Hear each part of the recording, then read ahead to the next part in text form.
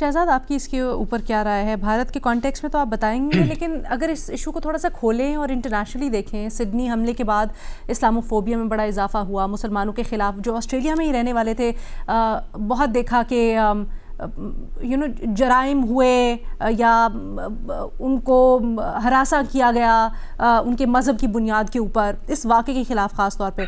क्या आप समझते हैं इस तरह के जो वाक़यात होते हैं जब वो मंजर आम पर आते हैं, खुली तरह से उनको डिस नहीं किया जाता, तो इससे हल्लाशेरी मिलती है, हौसला अफजाई होती है इस तरह के मसलों की, या फिर आप समझते हैं जिस तरह का रिस्पॉन्स आ रहा है कहीं ना कहीं उससे कॉल आउट होते हैं ये चीज़ें और उसमें कमी आएगी?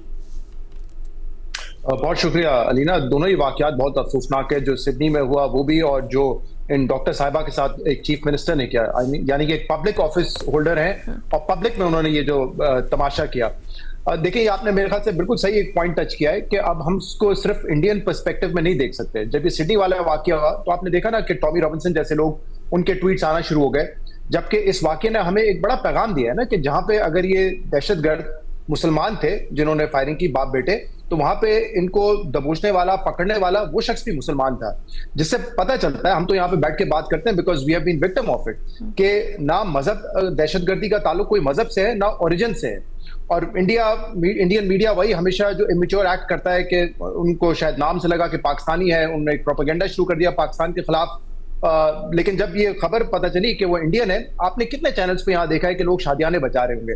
कुछ रिएक्शन मैंने देखा है, वो भी इस रिएक्शन में है कि इंडियन मीडिया क्योंकि पाकिस्तान को ब्लेम कर रहा था। अदरवाइज मुझे लगता है कि हमने क्योंकि इसको एज अ विक्टिम बर्दाश्त किया इतने साल, तो हम इसमें कोई बहुत प्राउड फील नहीं करते कि अगर चले वो मुसलमान है लेकिन उसका ताल्लुक इंडिया से, तो हम यहाँ पे बैठ के बैशिंग करते रहे।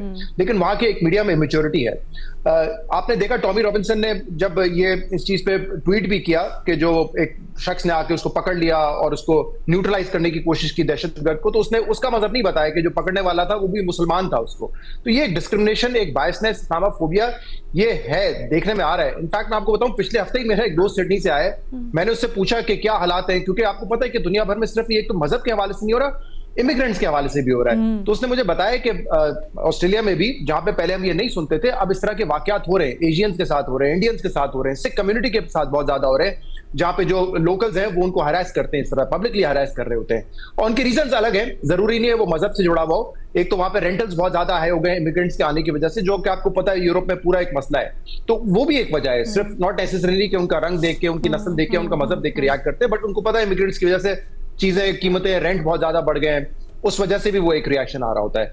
तो ये बड़ा एक अनफॉर्चुनेट वाकया था। इसलिए इसको, मुझे जो अभी आप सोल्यूशन की बात करिए ना, एक तो मेरे पास कोई इतना आसान सोल्यूशन है नहीं, क्योंकि अब तो चाहे वो क्या नाम था उसका, चार्ली कर्क हो, उस जैसे लोग अमेरिका में हैं जो नफरत फैला रहे हैं इमिग्रेंट्स के खिलाफ, मुसलमानों के खिलाफ, टॉमी रॉबिन्सन जैसे लोग ये नफरत फैला रहे हैं, यहाँ पे तो वर्ल्ड लीडर्स भी अब इसमें जो है वो पेश है। तो इसलिए कोई आसान इसका सोल्यूशन है नहीं। और इंडिया में तो आपको पता है कि इसको सियासत और पब्लिक डिस्कोर्स का हिस्सा बनाने में बड़ी मेहनत की है बीजेपी ने, और ये आज की बात नहीं है, ये तो गोज बैक 3-4 डेकेड्स।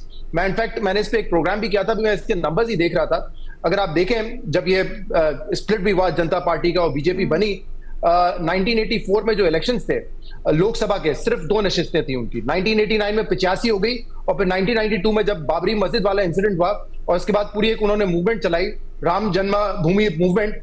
उसके बाद जो पहला इलेक्शन हुआ 86 में, तो BJP came out as the largest single party, यानी कि 2 सीटों से विद इन 10 इयर्स उन्होंने सिंगल लार्जेस्ट पार्टी बन गए लोकसभा में। क्यों?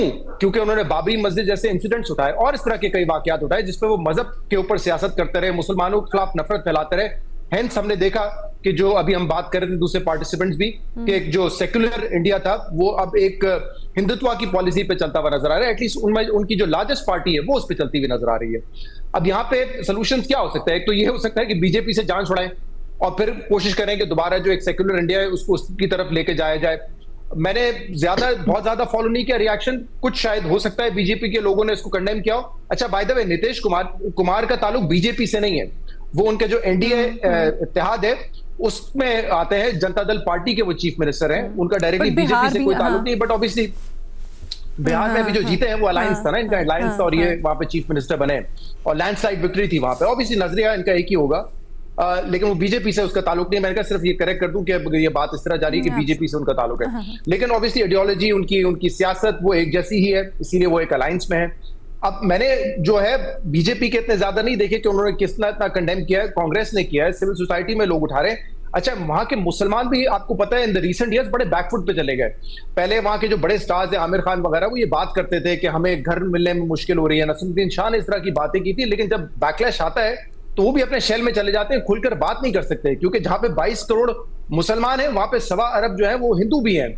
और उसमें सब ऐसे नहीं है, सबकी आइडियोलॉजी बीजेपी वाली नहीं है, क्योंकि जैसे कांग्रेस भी हिंदू, ऑब्वियसली हिंदू मेजॉरिटी जमात है वहां पे भी, लेकिन वो मजहब को इस तरह नहीं लेकर आते, वो कंडेम भी कर रहे हैं इसको। मैंने कुछ एक्टर्स और क्रिकेटर्स को भी देखा है, अजहरुद्दीन का स्टेटमेंट मेरे नजरों से गुजरा, मोहम्मद अजहरुद्दीन, उन्होंने इसको कंडेम किया है। तो एक तरीका पुशबैक का तो यही हो सकता है कि सिविल सोसाइटी वहां पे आवाज उठाए, जो प्रोमिनेंट फिगर्स हैं वो इसको कंडेम करें, क्योंकि ये नकाब वाली बात कोई ऐसी कोई अनोखी बात तो नहीं है इंडिया में। वहां पे मुसलमान जो है जो पर्दा करना चाहते हैं वो करते हैं, तो मेरे ख्याल से उनकी तरफ से एक पुशबैक आना चाहिए, बट इसको मेरे ख्याल से टाइम बहुत लगेगा।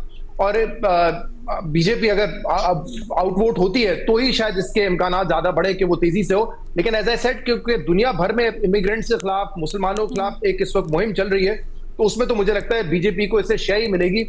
और इसको रोल बैक करना जो उन्होंने किया अपने एक कल्चर के साथ या अपने सोशल फैब्रिक के साथ, इतना आसान नहीं होगा।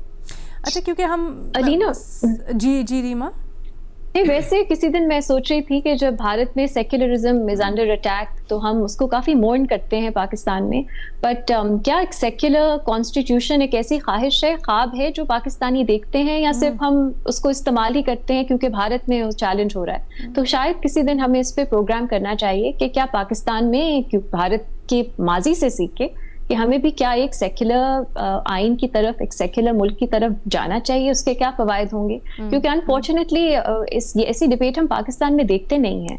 तो मैं आपसे एक रिक्वेस्ट करूंगी कि हम इस पे बात करें, क्योंकि हम देखते हैं कि किस तरह मजहब को इस्तेमाल, क्योंकि हम तो कहते हैं ना कि पाकिस्तान बनाने की आइडियोलॉजी के पीछे मजहब एक बुनियादी जुज़ था, इस पे बहुत डिबेटेबल, बिल्कुल सही कह रही हैं आप। बिल्कुल, और अगर हमें लगता है कि जब भारत सेक्युलर था तो वो बेहतर था, तो फिर पाकिस्तान को भी क्या उसकी ख्वाहिश उस तरह का एक कॉन्स्टिट्यूशन अडॉप्ट करने की, उस तरह के मुआशरे की करनी चाहिए, या यहाँ हमारे लिए हमें लगता है वो सही मॉडल नहीं होगा? I think something to talk about. ये अच्छी तजवीज़ है आपकी, इसके ऊपर किसी दिन डिबेट करवाई जा सकती है। लेकिन एक और पर्सपेक्टिव सवाल से जुड़ा जिसके ऊपर मैं बात करना चाहती थी और आप लोगों की राय लेना चाहती थी, क्योंकि हम सॉल्यूशंस की बात कर रहे हैं इस सिलसिले में, चाहे वो भारत के अंदर मुसलमानों के लिए जगह तंग होना हो या फिर इस्लामोफोबिया जो कि दुनिया में हम देख रहे हैं। डिजिटल मीडिया के दौर में कितना ये ज़रूरी है कि इस तरह की जब कोई चीज़ सामने आती है तो फिर उसके ख़िलाफ़ मिसालें बनाई जाएँ, क्योंकि जैसे अभी हम बात कर रहे थे कि अगर ये चीज़ें अनचेक्ड जाती हैं या फिर अगर इस तरह के रवैये इसको मिसाल नहीं बनाया जाता इसके ख़िलाफ़, तो फिर उससे लोगों को क्या हल्ला शेरी मिलती है? क्या डिजिटल मीडिया के दौर में ज़्यादा अहम हो गया है कि हम इस तरह के रवैयों के खिलाफ मिसालें बनाएं? जो भी इसके ऊपर कमेंट करना चाहे। मैं कहने के मैं ये सोच रहा था कि अभी जो कुछ हुआ है हम इसको कंडेम करने के अलावा क्या कर सकते हैं। ठीक है, डिजिटल मीडिया के जो एक फायदे हैं वो ये है कि एक चीज एम्पलीफाई भी हुई है कि ये इंसिडेंट शायद अगर कोई अखबारात के जमाने में होता तो उधर ही रहता, कोई इतने लोगों तक बात ना पहुंचती, अब वो बात फैल भी गई है। तो जिधर टेक्नोलॉजी के बड़े हमें चैलेंजेस आ रहे हैं, डिसइंफॉर्मेशन के आ रहे हैं, उस लिहाज से ये है कि इस तरह की आवाजें जो मार्जिनलाइज्ड हैं अदरवाइज, वो भी एम्पलीफाई हो रही हैं और वो दूर दूर तक जा रही हैं। और ये इसका एक पॉजिटिव साइड है। बाकी आगे क्या होता है, यानी कि सोल्यूशन तो ओवरऑल हर चीज एक डिसरप्शन के प्रोसेस में है। इवन जो पॉलिटिकल सिस्टम है वो भी डिसरप्शन के प्रोसेस में है, डेमोक्रेसी, ये एवरीथिंग एल्स। और जो माइनॉरिटीज हैं वो भी अंडर अटैक है, या जो पॉपुलिज्म है वो पूरी दुनिया में चल रही है। तो ओवरऑल अभी तक तो हम जो पूरा निजाम है ना वो एक एक्सपेरिमेंटेशन फेज में है। लेकिन जो आपका सवाल है उसकी हद तक मुझे इसका जो पॉजिटिव यूटिलिटी नजर आई है वो यही है कि इससे चीजें एम्पलीफाई हुई हैं और उसी वजह से हम आज डिस्कस भी कर रहे हैं। ठीक है जी।